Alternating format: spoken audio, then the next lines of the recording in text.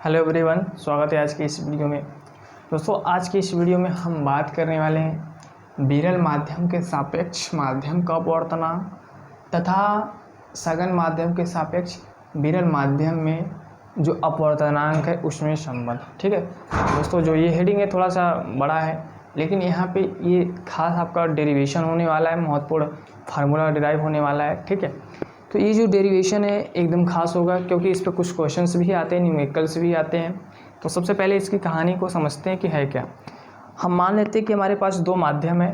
ठीक है, एक तो विरल माध्यम है। ठीक, ये आपका विरल माध्यम है जिसको हम लोग स्मॉल r से डिनोट करेंगे, और ये हमारे पास d है, डेंसर। ठीक है, इसको हम लोग क्या बोलेंगे, सघन माध्यम बोलेंगे। क्या बोलेंगे मेरे भाई, सघन माध्यम है। ठीक है, ये आपका दूसरा कोई माध्यम इसलिए है क्योंकि ये जो चीज़ है, ये पट्टिका आपको दिखाई दे रहा है या जो तल दिखाई दे रहा है, जो सरफेस दिखाई दे रहा है, यहाँ से प्रकाश की अपवर्तन की घटना हो रही है। आपकी जो आपतित किरण AO है, AO आपकी आपतित किरण होने वाली है, और OB आपकी क्या है, अपवर्तित किरण होने वाली है दोस्तों। ठीक है, और आपको बता दें कि आपकी आपतन कोण है I, ये आपका अपवर्तन कोण है स्मॉल r। ठीक, इतनी बात आपको क्लियर समझ में आ गए। तो ये सब आपको पता है। तो आपका एक चीज़ और दोस्तों, यहाँ पे एक और नाम दे दीजिए AO। इस किरण को हम नाम दे देते हैं अभिलंब जो है इसको M और AM। ठीक है, समझ में आ गया। तो एंगल AOM आपका कौन सा एंगल होने वाला है, आपतन कोण होने वाला है, और एंगल BON आपका BON मतलब ये R आपका अपवर्तन कोण होने वाला है। ठीक है, तो दोस्तों यहाँ पे आपके आपतन कोण पता चल गए, अपवर्तन कोण पता चल गया, और हमें यह पता चल गया कि विरल माध्यम है और सघन माध्यम है। अगर ऐसा है, यदि आपतन कोण आपका AOM और अपवर्तन कोण आपका BON है, तो आपतित किरण के लिए यहाँ पे हम लोग स्नेल रूल का यूज करेंगे। स्नेल फार्मूला हम आपको बता चुके हैं। ठीक है, तो आपतित किरण आपका क्या है, AO है। ठीक है, इसके लिए क्या हो जाएगा, यहाँ पे लिख लीजिएगा, स्नेल के नियमानुसार। स्नेल के नियमानुसार क्या भैया, आपतित किरण के लिए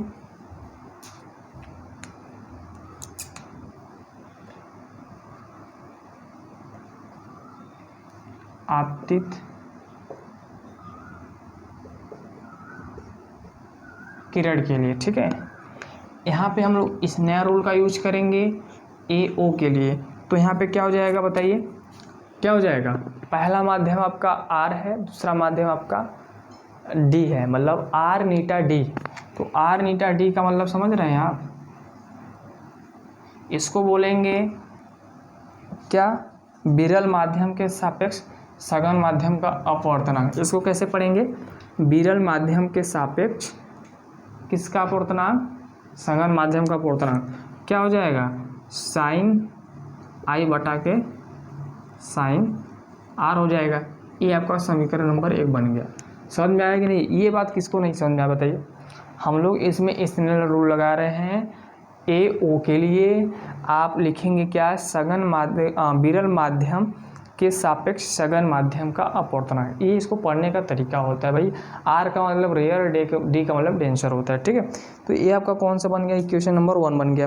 दोस्तों, अगर हम क्या करते हैं, इसको उल्टा पढ़ते हैं ना, प्रकाश की उत्क्रमणीयता जब होती है तो हम इसको मान लेते हैं कि हमारा जो OB है यही हमारा आपतित किरण है। अगर हम इसको, हालांकि ये तो अपवर्तित किरण है, लेकिन हम प्रकाश की उत्क्रमणीयता के अनुसार अगर हम मान लें कि OB आपका क्या है, आपतित किरण है, और OA आपका अपवर्तित किरण है, तब इसमें रूल क्या होगा, ध्यान दीजिएगा। तो हम क्या करते हैं, इसको थोड़ा सा इरेज करते हैं, ऊपर का हटा दे रहे हैं ना, बस थोड़ा सा देखिए मैं क्या कर रहा हूँ, बस थोड़ा सा चेंजेस ला रहा हूँ, उसका आपका डेरिवेशन यहीं पे समाप्त हो जाएगा।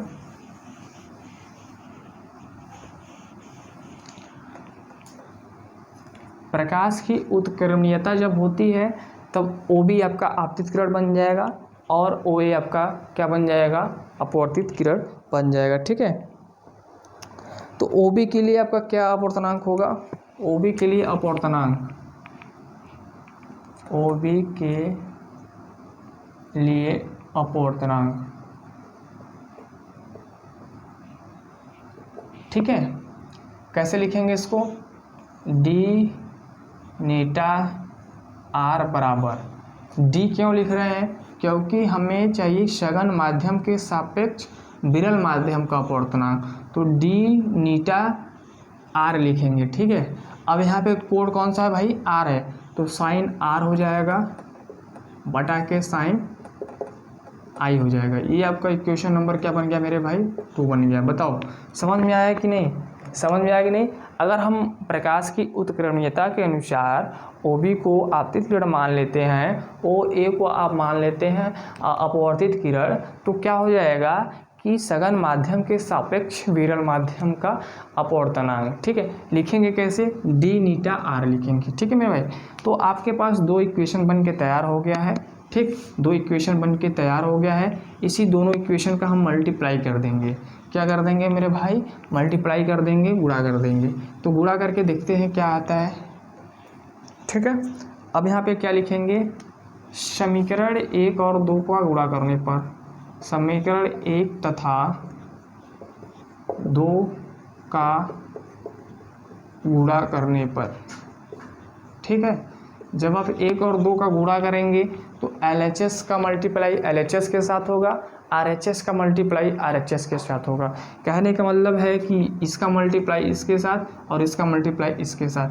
तो यहाँ पे क्या है? एक का समीकरण क्या है आपका? आर नीटा डी, तो आर नीटा डी मल्टीप्लाई यहाँ पे क्या है?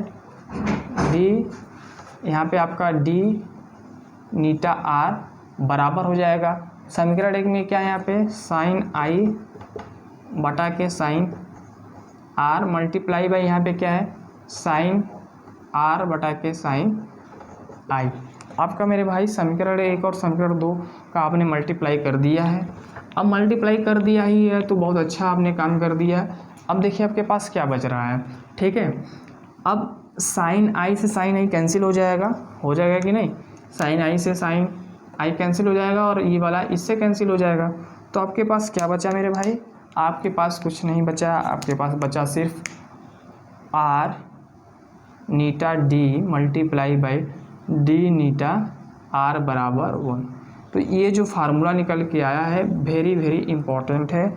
ये फार्मूला आपका बहुत ख़ास है, इसे आप ध्यान रखिएगा, इसे मस्ट इम्पॉर्टेंट आप मान लीजिएगा फार्मूला, ठीक है।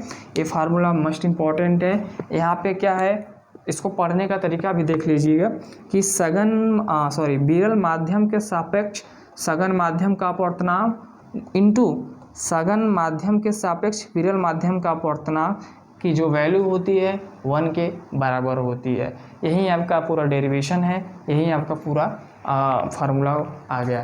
तो ये फार्मूला इंपॉर्टेंट है, यहाँ से न्यूमेरिकल से भी आते हैं। एक बार आपको वीडियो नहीं समझ में आया तो फिर एक बार पुनः देख लेंगे तो ये चीज़ आ जाएगा। दोस्तों इस चीज़ को ध्यान रखिएगा, ठीक है। अच्छा, अब हम इस पर एक क्वेश्चन करेंगे, इस फार्मूले पर एक क्वेश्चन कर लेंगे तो आपको क्लियर हो जाएगा। तो इसको वीडियो को पॉज करके इसे आप नोट कर लीजिए ताकि हम क्वेश्चन को भी डिस्कस कर पाएँ। चलिए ठीक है, हटा दें इसको, बहुत अच्छी बात है, आप समझ गए हैं, इसको हटा दे रहे हैं।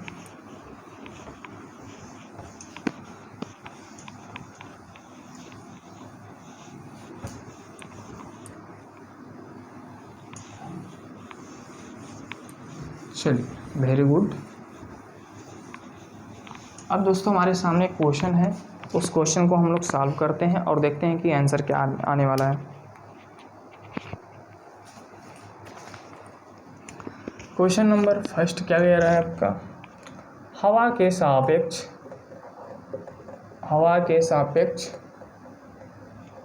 ठीक है, हवा के सापेक्ष पानी का अपवर्तनांक आपको दिया है।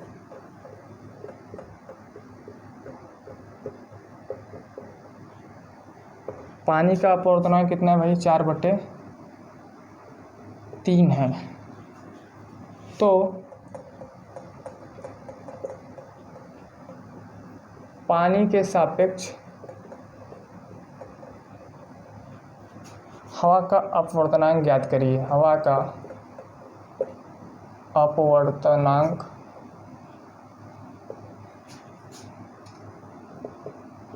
ज्ञात कीजिए।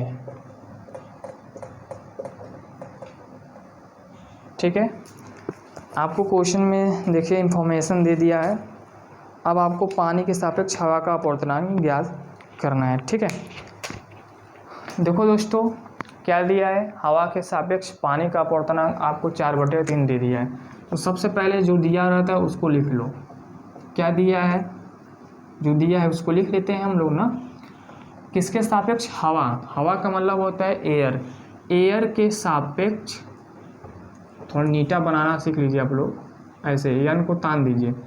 हवा के सापेक्ष पानी, पानी का मतलब वाटर का अपवर्तनांक कितना है, 4/3 है। ठीक है ये, और पानी के सापेक्ष, पानी का मतलब क्या होता है, वाटर, हवा का जो अपवर्तनांक है कितना है भाई, यही आपसे पूछ रहा है, यही आपसे पूछ रहा है। ठीक है, हवा के सापेक्ष पानी का अपवर्तनांक 4/3 है, तो आपसे पूछ रहा है कि पानी के सापेक्ष हवा का अपवर्तनांक बताइए। ठीक है, कहने का मतलब ये है, आपका ये क्या है, एयर है और ये आपका पानी है।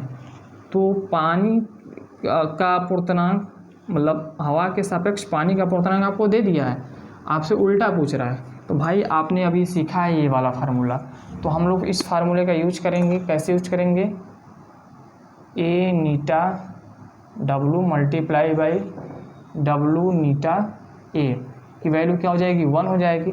यहाँ पे देखिए माध्यम है ना, ये माध्यम है, ये सब जो लिखा गया है माध्यम है, और नीटा रिप्रेजेंट करता है अपवर्तनांक को, तो इसमें घबराना नहीं है। ठीक है, फार्मूला यही रहेगा, बस आपको बस थोड़ा सा ध्यान रखना है कि माध्यम क्या है।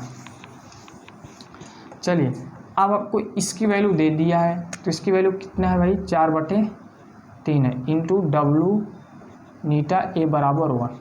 अब इसको उठा के इस साइड कर दीजिए, तो डब्लू नीटा ए इज इक्वल टू क्या हो जाएगा, 1 × 3/4 हो जाएगा ना। इसको जब इस साइड लेके जाएंगे RHS के साइड, ये हो जाएगा, तो 3 × 1 = 3/4। तो भाई पानी के सापेक्ष हवा का जो अपवर्तनांक है कितना है, 3/4 है। पानी के सापेक्ष हवा का अपवर्तनांक कितना आ गया आपका, 3/4 आ गया। तो सीधा सा एक सिंपल सा क्वेश्चन था हैं। अगर आपके पास दो अलग अलग माध्यम है तो आप इसको उल्टा भी कर सकते हैं। देखिए यहाँ पे 4/3 है ना, आपसे पूछा था पानी के सापेक्ष हवा का, तो इसको पलट दीजिए, पलटने पर आपका आंसर आ जाएगा। मेथड ये है। ठीक है दोस्तों, अगर मेरे पास बहुत सारे माध्यम आ जाए तब, मतलब पानी आ गया, यहाँ पे कांच आ गया, क्रमिक का मतलब होता है ढेर सारे माध्यम आ गए तब, जैसे मैं आपको समझा रहा हूँ, इसको नोट कर लीजिए। नोट हो जाएगा तो फिर अगला टॉपिक स्टार्ट करते हैं। ठीक, चलिए वीडियो को पॉज करिए और इसको नोट कर डालिए।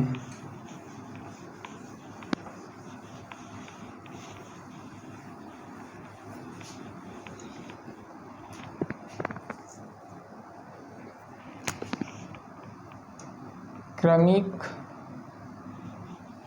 समांतर पारदर्शी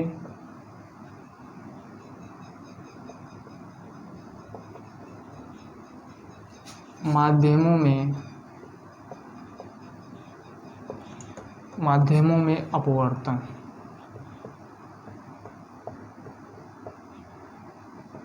ठीक है, ये आपका नेक्स्ट हेडिंग होने वाला है, अगला टॉपिक है। इसका डेरिवेशन नहीं करेंगे, डायरेक्ट फार्मूला यूज करेंगे, क्योंकि डेरिवेशन हम आपको पहले बता चुके हैं। ठीक है, तो उसके थ्रू आप डेरिवेशन कर सकते हैं अगर करना चाहेंगे तब। देखिए हमारे पास विभिन्न माध्यम है, जैसे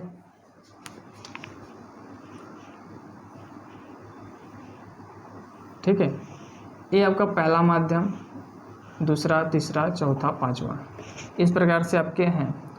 तो यहाँ से प्रकाश का अपवर्तन होगा, फिर इस पे आएगा, फिर अपवर्तन होगा, फिर होगा, फिर होगा। ठीक है, और यहाँ पे आपका अभिलंब ऐसे ऐसे खींच दीजिए।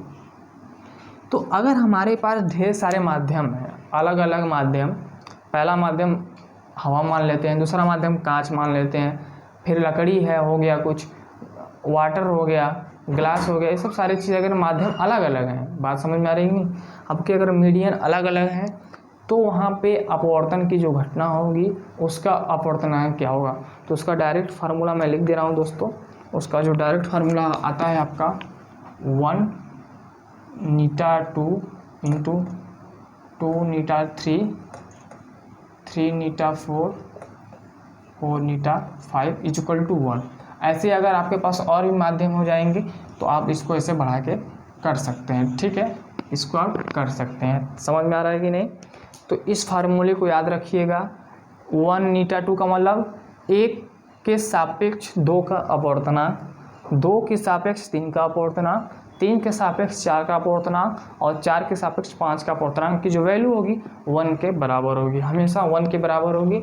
चाहे तो आप यहाँ पे 5 के सापेक्ष 6 भी लिख दीजिए, कोई दिक्कत नहीं है, जितना सारे आपका माध्यम आएगा हो जाएगा। अच्छा दोस्तों, आप अगर 1 के सापेक्ष 2 का अपवर्तनांक और 2 के सापेक्ष 3 का अपवर्तनांक लिखना चाहेंगे तो इसकी भी वैल्यू 1 होती है, ठीक है। तो यहाँ से इस फार्मूले का यूज आप करके क्वेश्चन को आसानी से कर सकते हैं और बड़ी आसानी से आपका आंसर आ जाएगा दोस्तों, ठीक है। तो ये आज की क्लास में हम लोगों ने इतना सारा सीखा। एक क्वेश्चन इस पर हम और कर लेते हैं ताकि हमारा क्लियर हो जाएगा। चलिए इसे आप नोट कर लीजिएगा ज़रूर, ठीक है। इसका डेरिवेशन नहीं कराएंगे, डेरिवेशन सेम रहेगा जैसे आपने पहले किया था। अगर आपको डेरिवेशन करने का मन है तो आप स्वयं से इसको कर सकते हैं, बहुत कठिन नहीं है। करने के बाद आप मल्टीप्लाई कर देंगे, आपका आंसर यही आ जाएगा, ठीक है। चलिए हम एक क्वेश्चन ट्राई करते हैं।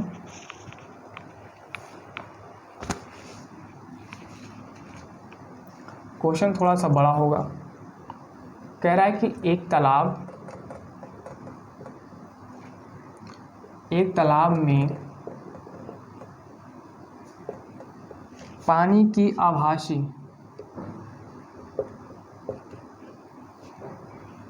गहराई 3 मीटर है। कितना है भैया? 3 मीटर है, ठीक है। पानी की वास्तविक गहराई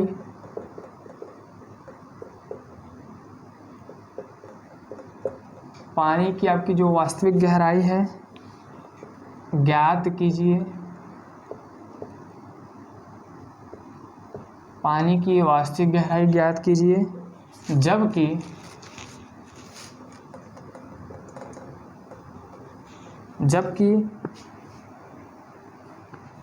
हवा के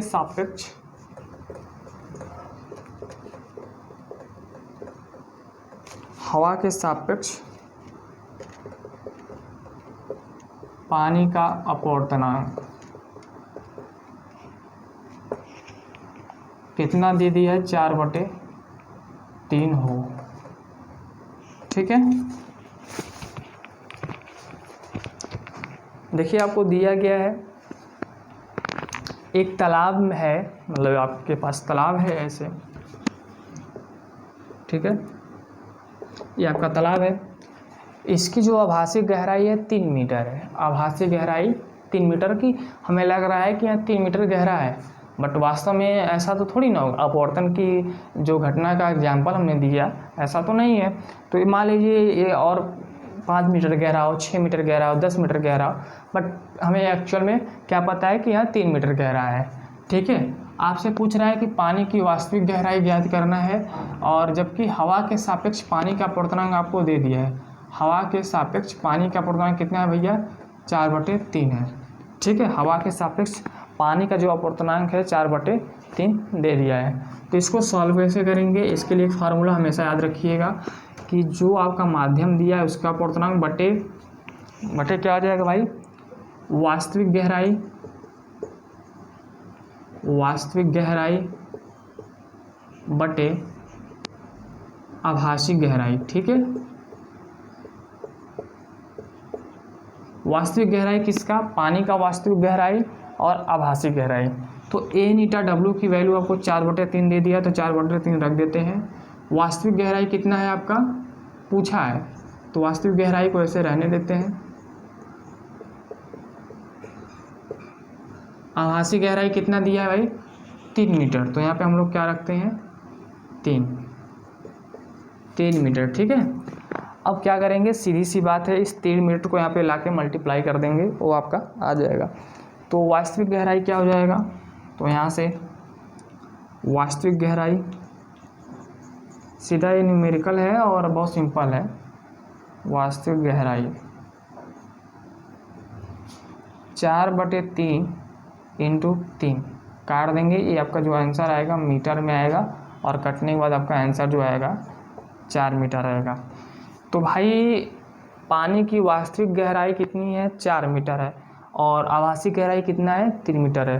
तो दोस्तों ऐसे छोटे छोटे क्वेश्चन आपके एग्जाम में आते रहते हैं, 1-1 नंबर के, 2-2 नंबर के, तो ये सब आप ध्यान देंगे, ठीक है।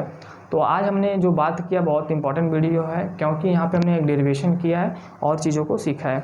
आने वाले वीडियो में हम लोग क्रांतिक कोण के बारे में बात करेंगे, ठीक है, पूरा आंतरिक परावर्तन क्या होते हैं, ये सब सारी चीज़ें सीखेंगे। तो आज के लिए बस इतना ही, थैंक यू सो मच।